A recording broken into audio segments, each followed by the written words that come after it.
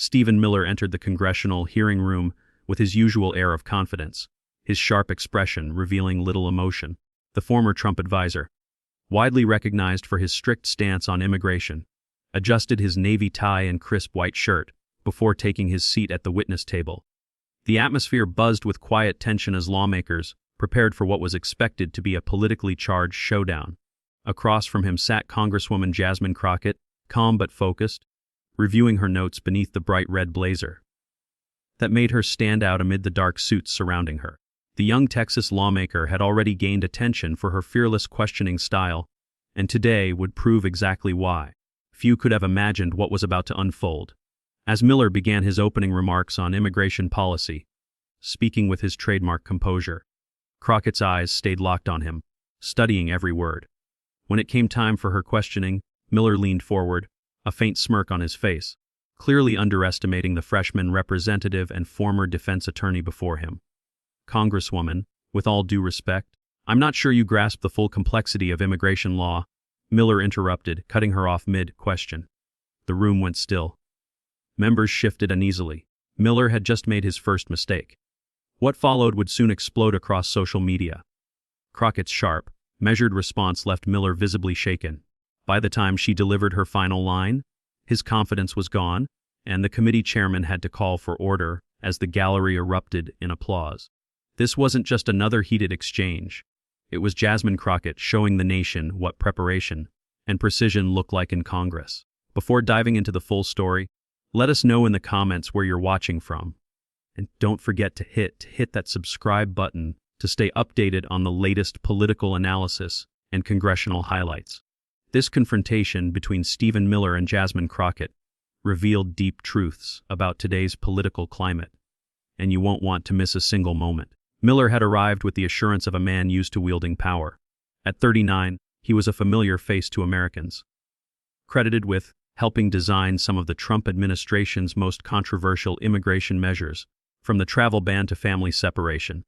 With his slicked back hair and stern demeanor, he had built an image as the intellectual force behind America's toughest immigration stance, confident that no politician could challenge him effectively. Known for his sharp rhetoric and relentless defense of his positions, Miller rarely yielded ground. This particular hearing, focused on immigration enforcement and constitutional rights, was meant to give him yet another platform to defend his legacy. Called to testify about his tenure in the White House and his current work with America First Legal, Miller's supporters in conservative media had hyped his appearance for days, predicting he would school the liberals on immigration law. But Congresswoman Jasmine Crockett had come prepared. The 42-year-old representative from Texas's 30th District wasn't just another committee member reading questions from staff. Before Congress, she had made her mark as a civil rights and criminal defense attorney, later serving in the Texas legislature. Her strong grasp of constitutional law gave her a strategic edge few in the room expected. Unlike many hearings that devolve into political posturing, this one mattered. The committee was investigating claims that certain immigration enforcement tactics had violated fundamental constitutional rights. Their conclusions could shape future legislation and executive actions on border policy. For Miller, this was a chance to protect his record and prove his influence still mattered. For Crockett, it was a rare opportunity to hold a powerful figure accountable and to speak for communities directly affected by those very policies. The hearing room overflowed with reporters, activists, and citizens, while cameras from C-SPAN broadcasted every 10th second. Security officers stood watch as the chairman gaveled the hearing to order. Today, we will examine the constitutional impact of immigration enforcement measures enacted between 2017 and 2021. He began. Our first witness is Mr. Stephen Miller, former senior advisor to President Trump and current president of America First Legal. Miller's opening statement was deliberate and defiant. The policies we enforced were both lawful and essential to protecting the nation, he said firmly. Any claims to the contrary reflect a fundamental misunderstanding of executive power and immigration law. As questioning began, a few members went easy on him, while others pressed harder. But Miller, ever confident, brushed off even the toughest challenges with the smooth assurance of a man who believed he could not be cornered. He remained calm, even allowing himself the occasional smirk whenever he thought he had skillfully dodged a tough question. Then came Congresswoman Jasmine Crockett's turn.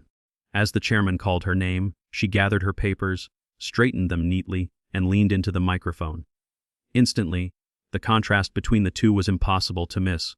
Miller, in his dark, conservative suit, radiating rigid control, and Crockett, in her vibrant red blazer, exuding quiet confidence and determination. "Thank you, Mr. Chairman," she began, her voice steady and deliberate. "Mr. Miller, I'd like to discuss the constitutional principle of due process in relation to the family separation policy you helped design." Miller's face tightened the moment she mentioned due process. It was clear this wasn't going to be the friendly back and forth he expected. The hearing room fell silent. What was about to unfold would soon capture the attention of millions of Americans online, revealing just how unprepared Miller was for what Crockett brought to the table.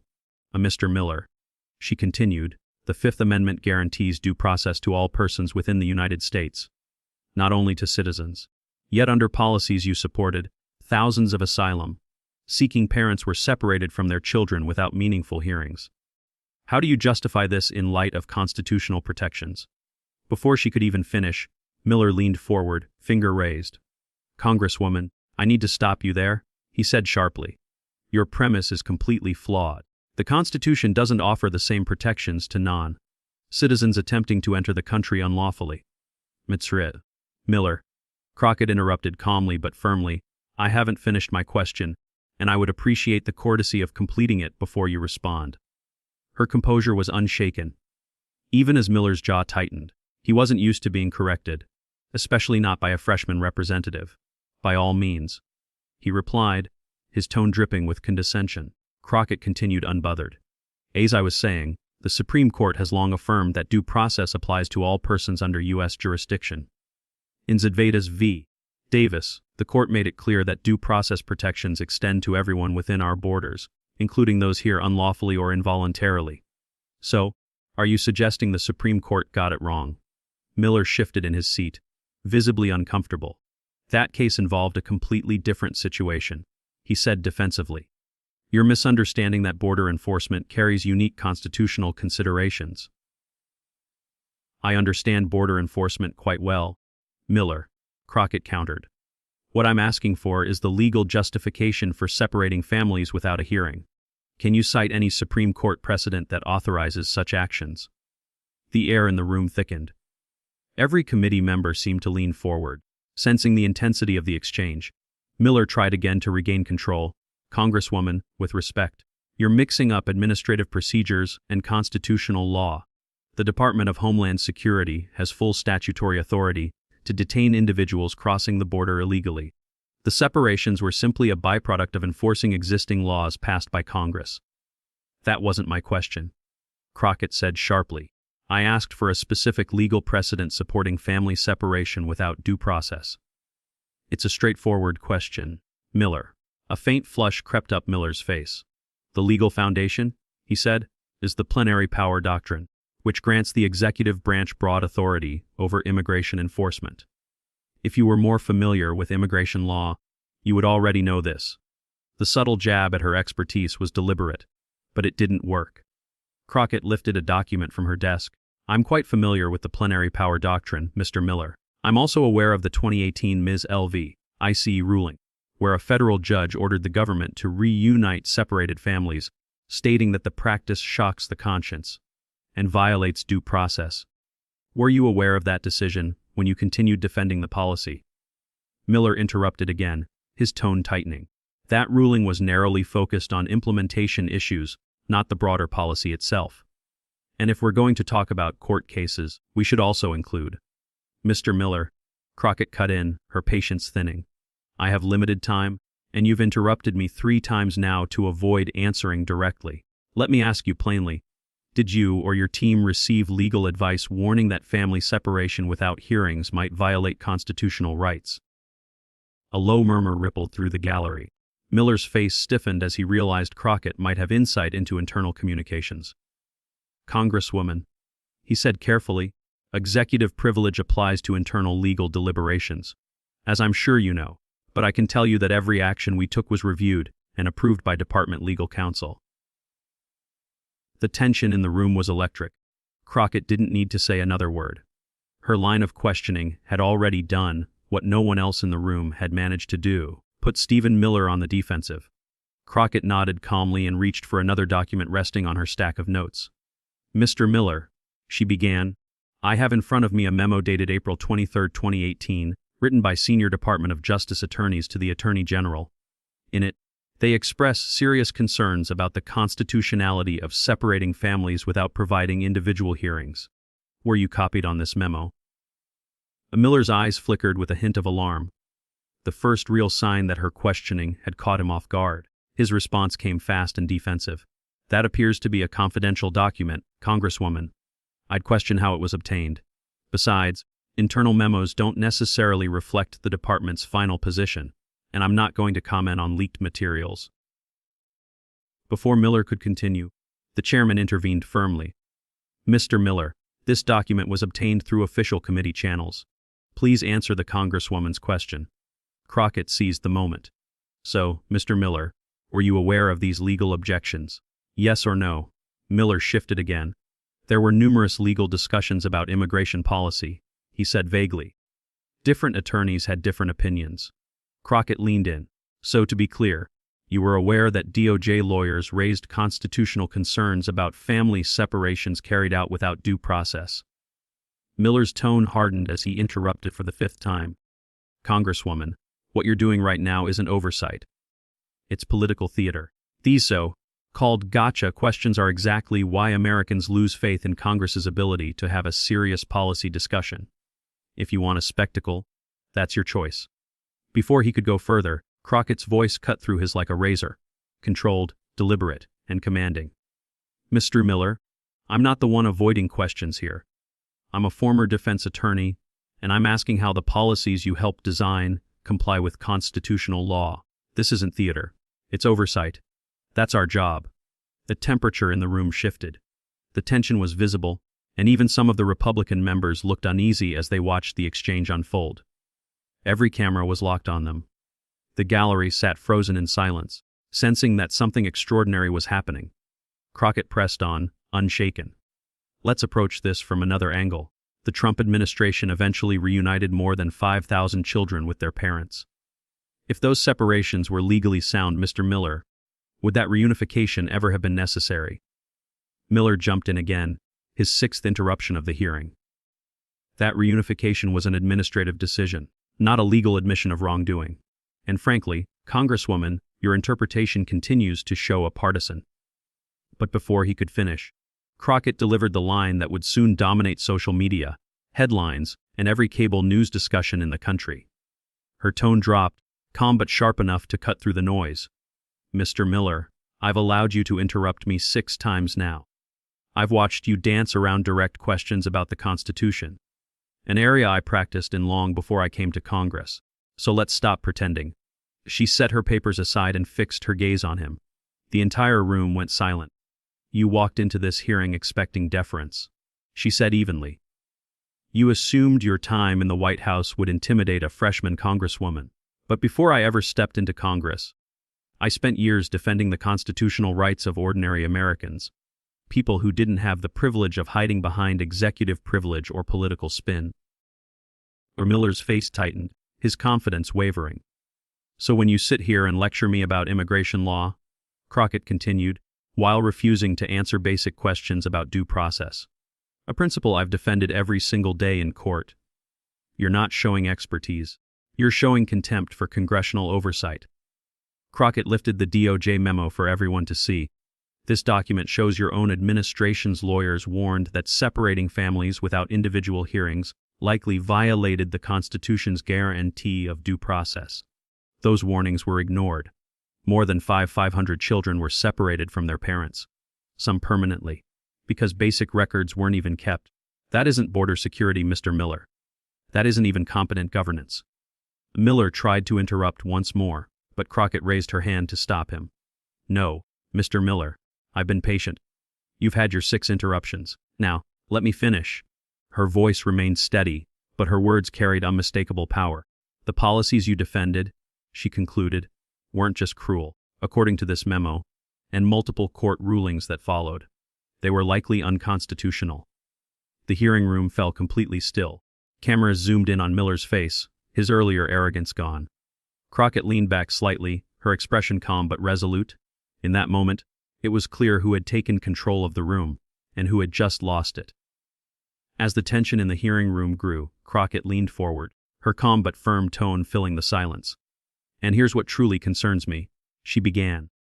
"You're not here to admit mistakes or help us build a better immigration system. You're here to defend what can't be defended, and to present yourself as some kind of policy expert." Then came the line that would echo across every major platform within hours. "Mr. Miller, I may be new to Congress, but I'm not new to the Constitution. While you were busy writing press releases in the White House, I was in real courtrooms defending the rights you so easily dismissed. So don't confuse my freshman title with a lack of understanding. The difference between us isn't knowledge, it's respect." The moment broke the tension like a thunderclap. The gallery erupted into murmurs and gasps. Several Democrats tried to hide their smiles, while Republicans shifted uneasily in their chairs. The chairman had to strike his gavel multiple times before order returned. Miller's face lost its color. The confident strategist was suddenly silent, his trademark smirk gone. For the first time he seemed genuinely shaken. When he finally spoke, his words lacked conviction. "Congresswoman, I respect your legal background," he said carefully, "but I still believe the policies I supported were constitutional. The executive branch has the authority and responsibility to secure our borders." But the damage was done. Crockett had already dismantled his defense, using his own administration's documents and logic against him. "My time has expired," she said calmly, "but I request that the Department of Justice memo outlining constitutional concerns about family separation be entered into the official record." "Without objection," replied the chairman, still struggling to restore order as murmurs swept through the room. The entire exchange lasted less than 5 minutes. Yet it felt historic. In that brief window, Congresswoman Jasmine Crockett had not only challenged Stephen Miller's narrative, but exposed the weakness in his defense with precision, patience, and legal expertise. She didn't rely on theatrics or partisanship. She relied on facts and the law. When questioning resumed, Miller's tone was no longer commanding. His responses were cautious, even defensive. The dynamic had shifted completely. Crockett's exchange had changed the energy in the room, and soon, it would change the national conversation. Within an hour, social media exploded. Clips of Crockett's final line: "While you were writing press releases, I was defending the Constitution," spread like wildfire. On Twitter, #Crockett destroys Miller and #FEF Constitution defender began trending worldwide. TikTok and Instagram flooded with short clips of Miller's stunned expression and Crockett's unwavering poise. Cable networks replayed the exchange on loop. CNN called it a textbook example of congressional oversight done right. MSNBC's Rachel Maddow described it as masterclass in accountability. Even conservative commentators on Fox News admitted Miller had been caught off guard, though some argued that Democrats were more focused on viral moments than real policy. By the next morning, major newspapers carried the story nationwide. Crockett corners Miller on family separation policy. The New York Times: freshman Congresswoman exposes weakness in Miller testimony. Washington Post: Texas lawmakers' legal skills redefine the hearing. Dallas Morning News: for Jasmine Crockett, this moment marked a turning point. Her office was overwhelmed with messages of support. What began as a tense committee exchange had evolved into a viral, career-defining moment, one that proved expertise, composure, and truth could still rise above political spin. Overnight, Jasmine Crockett's online following exploded. Her social media accounts doubled in size as clips of the hearing spread like wildfire. Inside Congress, Democratic leaders quietly took notice. Word began to circulate that the freshman lawmaker might soon earn a more prominent committee role.